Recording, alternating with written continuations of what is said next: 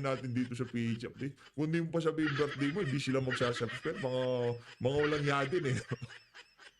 Ito na isang like at isang subscribe. Masaya na tayo dyan sa mga gusto sumali sa ating community. Alam niyo na ako gagawin dyan. Di na para sa atin na ulit-ulitin pa yan. Siyempre, hindi ko natin kakalimutan yung ating mega love shoutout. No? Naku. Itong si Ma'am Arisa yan, parang narinig ho ata tayo. Narinig ho tayo nitong si Ma'am Arisa yan. Ma'am Arisa yan. Ano ba sabi ni Ma'am Arisa yan? Congrats po sa new Gov of Cebu. Ma'am Pam, itong si Ma'am Arisa yan, kinongratulate niya itong si Ma'am Pam. Palakpakan, mega love shoutout.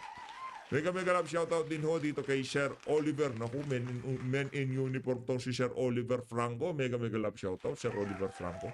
Mabuhay ho kayo. Welcome sa PH Update. Remotin, maraming salamat to. Mega love shoutout. Maraming salamat to sa mga kasama natin na talagang napakatindi kong sumuporta. Eto na ho, rekta ho tayo dito sa dito muna, mamaya na tayo kay Dilima. Pasadaan natin, bago natin panoorin to kay Atty. Panelo, pag-usapan natin yung kaso ni Dilima na ano bang nangyari doon sa kaso niya na yon. Teka lang basahin natin. Ito. Court of Appeals overturned ruling acquitting De Lima over new proceeding on drug case. Shari ka dyan, Brad. Mamaya na ho. Panoorin muna natin itong kinumpara eh. Diba? Ikukumpara yan siyempre. Parehas na bagong panalong senador at yung isa nagdudunong-dunungan, pumuti na lang ang buhok sa Senado, wala pa rin nagawa.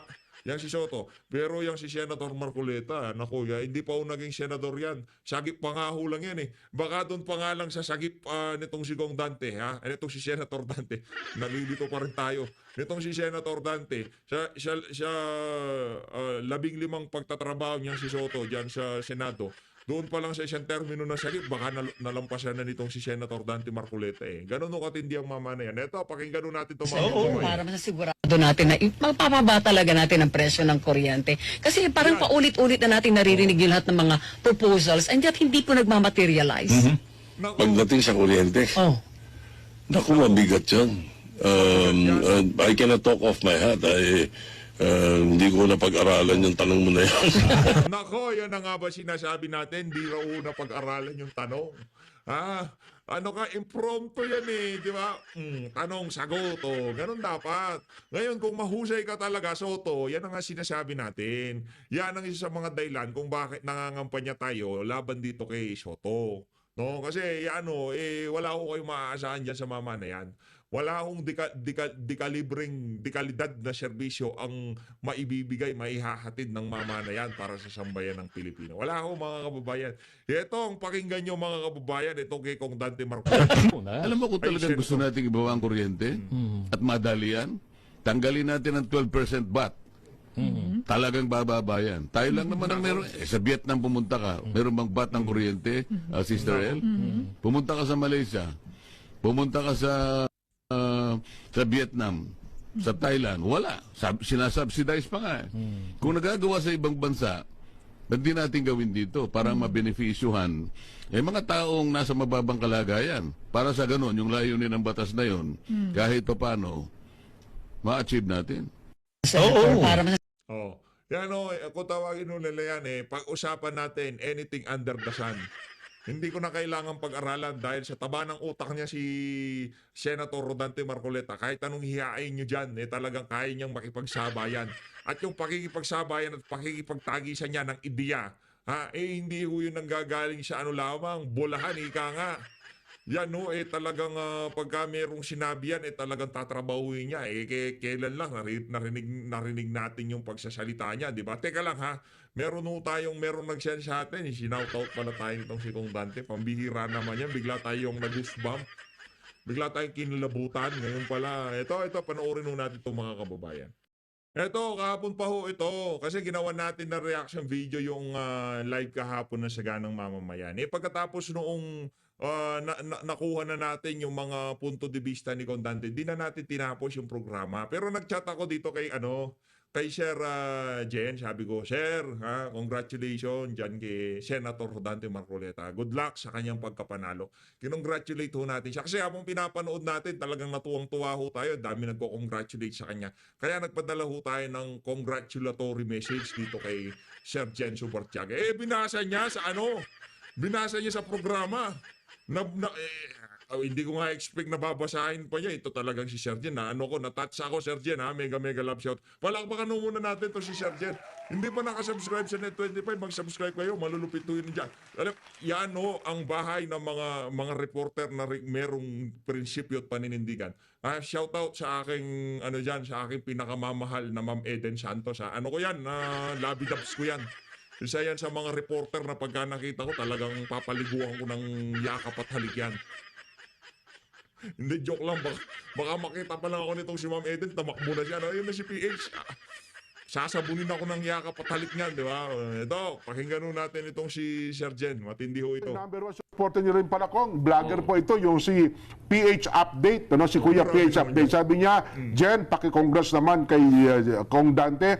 Nanonood ako sa programa niyo ngayon at good luck po kay Senador Dante Marcoleta. Bilib ako yan sa PH Update. PH Update yan, opo, Kong. Kapampangan yan, baka hindi mo alam. Kapampangan po ba? Talaga. Nung ako'y makita niya, doon lang niya pinakita yung tunay niya mukha. Ayun. Sa akin lang, sabi niya, Kong, alang-alang sa'yo. Opo. Ikaw lang ang makakakita sa tunay kong mukha. Bakit mukha ako itinatago? Ang ganda mo palang lalaki. Ayaw ko kanya yung hinahabol ako ng mga babae. Maganda lalaki talaga, Jen. Narinig niyo yun? Hindi na para sa atin sabihin na magandang lalaki tayo. Yan si Kong Dante na magsasabi sa inyo. Yan ang sinasabi ko. Yan ang sinasabi ko sa inyo. Again, congratulations Senator Rodante Marcoleta, no. Ano yan, kumbaga matagal na dapat yan noong 2022 pa yan. Pero ika nga merong panahon ng lahat ng bagay. At ito ang panahon nitong si Senator Rodante Marcoleta. At yung mga ibang senatorial candidate natin, wag ko kayong papakasigurado. Ika nga, baka sa 2028 kasama ni VP Sara nag-iikot yung mga yan. Abang lang ho tayo. Dahil dito sa dito sa mga kaganapan sa mga nakalipas na buwan, ito na ho kumbaga yung salaan, ika nga. Pagka mayroong mga individual na mga politiko o mga malapit kay Tatay Digong, ngayong mga panahon na ito yung kumbaga sasalain Yung sasalain. Ngayon, nasala na ho, ngayon palang 2025, yung mga individual na mayroong prinsipyo at paninindigan. Ngayon, kung di man pinalad, yung iba nating mga kandidato, abang-abang lang ho tayo sa 2028 presidential election. Di natin alam kung ano magiging mga kaganapan sa mga panahon na yon. Pero tayo ay umaasa dito sa PH Update na sana merong makasama itong si Kong Dante sa mga tumakbo ng pagkasenador na hindi pinalad dahil nadaya ho sila. Manwala ho kayo sa hindi. Malaki ang nangyaring dayaan dito sa eleksyon na to. Manwala ho kayo sa hindi. Ang dami kong nakausap na Gen Z mga Gen X, XYZ. Ayaw ho nila yung si Bam. Alam ho nila ang kasaysayan niyang si Bambini. Hindi ayaw ho nila yung mama na yan. Ngayon, napanood na ho natin yung ni Kong Dante, yung mega love shoutout niya sa atin, no? Matindi, no? Pero ito totoo, ha? Yan, kung tawagin sa amin yan, tawagin sa amin yan, pusong, ha? Pusong yang si Kong Dante. Pambihira talaga. Ibang klase ako. Ibinulgar mo naman yung pinag-usapan natin. Yung ibang pinag-usapan natin, huwag mo na sasabihin. Yan naman ako, baka kala nila, baka mag-expect yung iba natin mga kababayan pagka, sa bagay, di naman nila ako makikita. Eto, direkta ko tayo dito kay Kung Dante pa rin. Kung Dante pa rin, syempre. Mga Senate President yan Sang-ayon mo ba kayo maging Senate? Kasi pagka naging Senate President yan, talagang maghahalo ng balat sa tinalupan. Pagka si VP Sara ay merong bilang dyan sa Senado at talagang pinihit ho nila na palitan niyang taga-serve ng pa-champagne nitong si Lisa na si Chis Escudero. Siya ho ang pipiliin nating pumalit kay Chis Escudero. Hindi ho baguhan yan sa sa larangan ng pagiging mambabatas. Matagal hong congressman yan. Ang kalakaran sa House at sa Senado, konti lang ho ang diferensya niyan. Baka nga hindi na kailangan ni-reviewin yan eh. Di ba? Yung mag-aral-aral pa, yung mga parliamentary proceedings kung tawagin. Alam mo yan, alam mo yan. Mahusay ho yan. Baka Rodante Marcoleta yan. Hindi po tayo magtakasasama. Ayaw ko na po sa House of Representatives. Ang gugulo po nila. Kaya kung ako magsasalita, meron 3 taong manggugulo sa akin. Kilala naman ninyo eh. Kilala ninyo, 3 lang yun. Yung isa dating kasapi ng NPA. Paduano. Dating kasapi daw ng NPA. Si Paduano ba yun? Yung isa bula ang propeta. Bula ang propeta, si Atras Abante. Bula ang propeta. Yung isa artistang hindi pa sumigat na laos na. Artistang hindi sumigat na laos na. Yan, si Dan, si Boy Google. Masikat kasi ko yun. So ganun po tayo. Makulit po yan, sabihin ko sa inyo. Makulit yan. Makulit yung mama na yan. Makulit. Kita nyo naman, di ba? Isa niya, may bula ang propeta, merong kasapi ng NPA, merong artista hindi pa sumikat, laos na. Lahat po yun. Sabay-sabay ho sila. Talagang, hindi pa nga sinabi dyan yung mahilig magkwento ng barbero eh.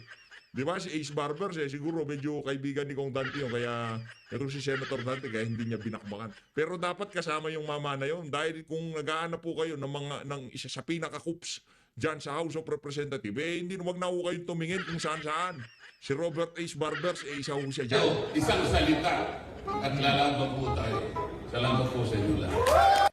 Palakpakan ho natin ito si Senator Dante Marcoleta. Mahusay talaga, mahusay. Ito sila ito. Mamaya na kayo. Ito, mag-ano muna tayo, mag-good vibes muna tayo. Ito yung tinutukoy na dating kasapi ng MPA ni Kong Dante. Yan. May siya,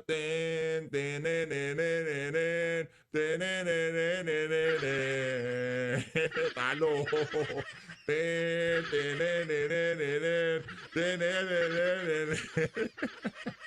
May pasayaw-saya. Yan, galingan mo yung kakakadyot, Brad. Yan sinabi ko sa'yo. Nagkulang ka lang ng 3 kadyot, dapat panalo ka. Yan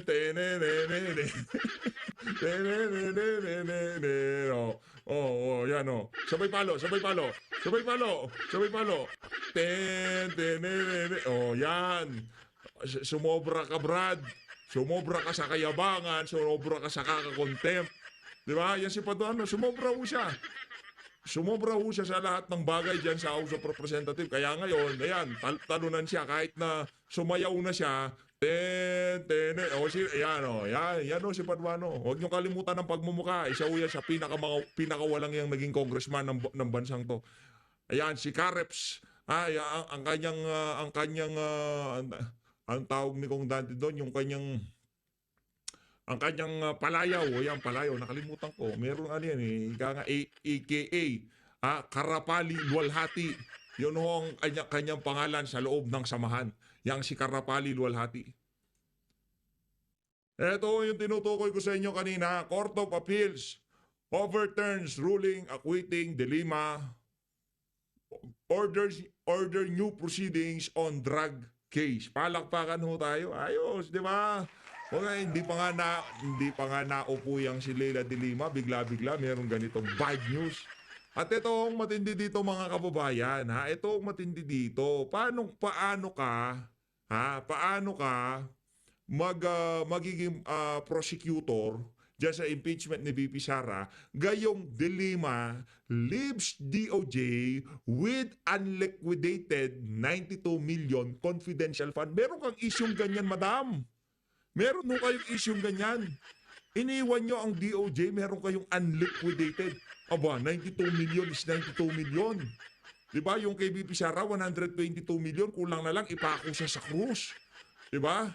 Ngayon, ikaw, meron kang iniwan na 92 million noong DOJ ka na unliquidated, na confidential fund. Saan nyo ho dinala ito? Ano ba nakalagay dito? Former Justice Secretary Leila de Lima may have won herself a seat at Senate but has left the Department of Justice, DOJ, with its unliquidated 123.5 0.8 million in confidential funds. CF. In its annual report for 2015 posted on its website, the Commission on Audit COA indicated that the amount represent the total liquidated cash advance given to a special disbursing officer SDO that year. Naku, parang familiar sa akin yung mga salitang special disbursing officer that year. Naku, yari tayo dyan. Paano mo uusigin etong si Vice President Sara Duterte kung ikaw pala noong DOJ ka, nung nasa Justice Department ka, meron kang iniwan na issue na mapanggang sa ngayon, hindi man lamang ho makapagsalita, dapat kasama pala siya dyan sa impeachment na yan ang nga ho ba sinasabi natin. Kung pag-uusapan ng confidential fund ni VP Sara, maigi na pag-usapan ang confidential fund ng lahat ng mga opisyal ng pamahalaan na humipo, umamoy, humawak dyan sa partikular na pondo na yan. Sino yung mga yan? Presidente, DOJ, PNP, barangay captain, kung sino-sino pa, ombudsman, o sino pang umahawak niyan. Meron silang, yung mga men in uniform, wag na natin pakialaman. Di ba? O bakit hindi natin tanungin? Ito si Leila de Lima, meron pa pala siyang problema dito sa confidential fund na to. Di ba? Kung hindi pa siya mapabalita na isa sa mga magiging prosecutor dyan sa impeachment trial, nabalitaan na rin naman natin yan. Di ba? Pero kumbaga ngayon, kailangan nating SSin. Kailangan nating i-emphasize. O baka mga ano dyan, mga green-minded. SSin, iyon sa salitang mga press, iba yung SS sa kanila. Sa atin, super skill ho natin. Ito yung super skill natin na pag-usapan sa PH Update, yung mga ganyang klaseng sikretong itinatago ng mga walang hiya, na nanalo dyan sa kakatapos na 2025 senatorial election. Dito tayo. Nagulat ako Kay nung pinadala sa akin ni Attorney Mr. Manero. Bidaldea, ni Bingbong. Yung desisyon ng Court of Appeals. Alam mo ba kung anong desisyon ng Court of Appeals? Ano yung attorney? Ang desisyon ng Court of Appeals, batay dito sa natanggap ko, ay pinawalang bisa ang pag-aabsuelto kay De Lima sa kaso niya. Sapagkat sa ngayon sa hukuman, hindi nasunod yung rules on evidence. Yung sa testimony, yung recanted testimony na sinasabi ko, hindi naprubahan nila na kaya itong mga nagsinungaling dahil mga tinakot. Hindi nasunod, madalit sabi. Kaya sabi ng Court of Appeals, null and void ang acquittal. Ibalik sa hukuman at ituloy ang pagbibista. Patunayan nila. O yun. Nako. Si De Lima, malaki ang kanyang problema. Yari ho itong si De Lima dito. Yan na nga ho ba sinasabi natin? Inuna ho kasi yung inuna yung kayabangan nitong mga pinklawan at tilawan na to. Ang sinasabi ho natin dito, masyado kasi kayong nagpadala doon sa yung tipong, panalo to si De Lima. Imagine, ML party list, tinalo pa ho ng ML yung Ipanaw, yung Ken Doc Badoy, di ba? Yun ho, maya't maya merong merong talagang pinag-uusapan yun sa social media. Pero sa bagay dyan, sa party list na yan, isa ho yan sa mga bahagi ng nagdang eleksyon na kung saan talagang napakarami ho ang nangyaring hocus-pocus dyan sa party list na yan. Imagine, Akbayan party list, nag-number 1, si Shell Jokno. Ang bottom line naman talaga, kaya pinauna yung si Shell Jokno na yan. Kumbaga talagang ang game plan dito ni Tamba, naghahanap po sila ng mga mahuhusay na abogado na tatayong prosecutor dyan sa impeachment ni VP Sara. Kasi ang tatanga ng mga naka-line up sa kanila, si Luis Tro, si Rog Gutierrez, yung tipong patapon lahat. Kaya naghahanap sila. Yung kinuha naman nila na isa, nakausli ang ngipin. Di ba? Hindi, lalong, ang mga yan, mainstream lang sila sa mga dilawan at pinklawan. Pero pagka pinag-usapan ang galing at talagang pagiging abogado, wala naman hong binugay ang mga yan. Ika nga kahit noon nga ang senador yan, di ba? Nung nagkaroon ng hearing dyan sa, kung di tayo nagkakamali, yung Blue Ribbon ba yan? Napag-usapan yung mga DDS, Double Death Squad daw di umano. Ano bang nagawa ni Leila de Lima doon? Ang dami nilang linatag na kung sino-sinong mga witness pero wala naman hong nangyari. Parang ganun din ho yan mga kababayan. Kumbaga, kasama si Joko sa prosecution. Tayo ba nababahala? Wala ho tayong pakialam kasi sa katunayan yan, kahit sino pa hong tumayo bilang prosecution panel dyan sa impeachment na ni VP Sara, wala hong kwenta yan. Latest. Ito yung isa, hindi pa nga natatapos, wala pa nga formal declaration ng mga winners sa national polls, pero usap-usapan pa rin yung impeachment kay Vice President Sara Duterte. At syempre, di ba, natalo yung ibang mga kandidato sa Kamara. At naglalabas ngayon yung mga nanalo sa party list, kahit wala pang declaration, itong si former Senator Leila de Lima and Attorney Charles Jokno na sasama dun sa team ng Kamara na magpo-prosecute nga kay VP Sara. What's your take on that, Attorney Sal? Unang-una, yung sinasabi nilang dalawang hindi naman mga trial lawyer show na mahabang eksperyensya. Mga pangalan, kontrobersya. But before that, hindi ko alam kung bakit hindi pa lumalabas sa dyaryo. Kasi kahapon, I received a copy of a Court of Appeals decision. Pinadala sa akin ni dating ES Pimpong Medialdea sa Hague. Kuha siguro siya ng kopya. Alam mo ba, kasi naalala ko ngayon, kasi binanggit mo yung pangalan de Lima. De Lima, na-observe ko yan, si dating Senador de Lima. Lumalabas sa desisyon ng Court of Appeals. Kasi if you remember, dito sa programa natin, hindi ba ilang beses natin tinalakay na initially, yung mga witnesses, tinuturo si de Lima na guilty. Di ba? May mga testimonya sila. And then, after several years, bumaliktad. Nagkaroon ng recantation of testimony. Natatanda mo yun?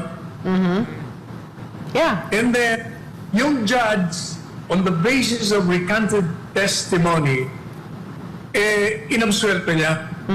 Kung matatanda mo na, yung programa natin ang unang bumatikos doon sa desisyon ng judge. Sabi natin, teka muna, bakit ka mag-aabsuelto